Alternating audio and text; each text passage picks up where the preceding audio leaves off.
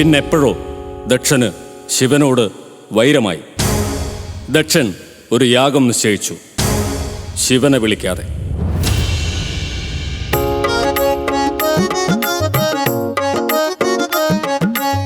പ്രാണനാഥ ശംഭോ ശങ്കര, യാഗത്തിനു പോകണ്ടേ? അച്ഛൻ്റെ യാഗമല്ലേ, അറിയിക്കാനെന്തുള്ളൂ? മാനഹാനി വന്നാൽ പിന്നെ ജീവിച്ചിട്ടെന്തേ കാര്യം? മാലോകർ ചിരിക്കും പെണ്ണേ, മാനിനി പോകേണ്ട.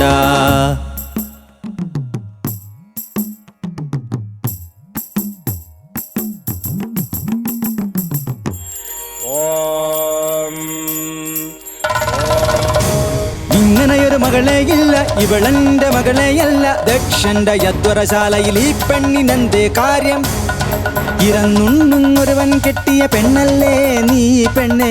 ഉണ്ണാൻ വഴിയില്ല ഞോ ഊട്ടുപുര തേടി വന്നു. പതിയെ മാനിയാതെ പോയി അപമാനിതയായി.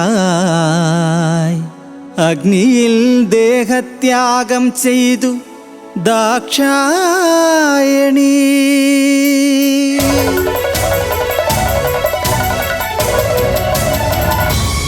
ദഹനേ ദഹിച്ചു സതി, കഥയറിഞ്ഞു പതി.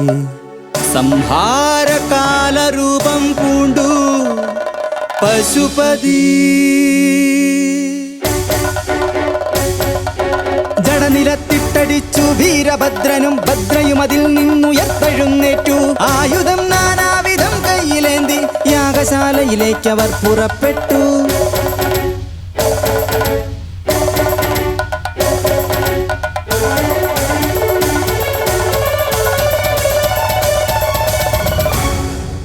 ജളനാകുമവനെ പിടിച്ചുകെട്ടി തല വെട്ടിയറിയുന്നു വീരഭദ്രൻ.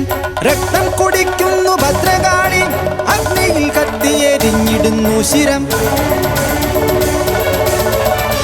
ഇനിയല്ലേ കഥ കഥയാവുന്നേ? ചത്തൊരാട്ടിൻ തലയറുത്തെടുത്തു, ദക്ഷന്റെ ഉടലൊടതു ചേർത്തു വച്ചു. ഭഗവാനെ നിന്ദിച്ച വമ്പുള്ള ദക്ഷൻ ഭഗവാനെ വന്ദിച്ചു കാലം കഴിച്ചു. മുടിയോടെയിരിക്കണേ, അടുപോലെ ചവയ്ക്കണേ, ആരു കണ്ടാലും ചിരിക്കണ നമ്മുടെ പ്രജാപതി. ആട്ടിൻ തല വെച്ചു നടക്കണ ജളപ്രഭുക്കന്മാർ ആളുകൂടുന്നിടത്തെന്നും അനവധിയുണ്ടേ.